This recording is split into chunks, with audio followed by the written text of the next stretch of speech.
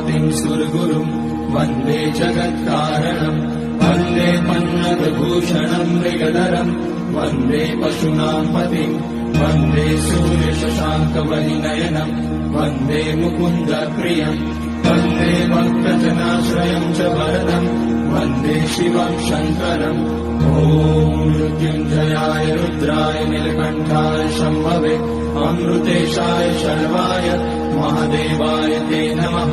नमस्तेऽस्तु भगवन् विश्वेश्वराय महादेवाय त्र्यम्बकाय त्रिपुरान्तकाय त्रिकाग्निकालाय कालाग्निरुद्राय नीलकण्ठाय मृत्युञ्जयाय सर्वेश्वराय सदाशिवाय श्रीमान् महादेवाय नमः।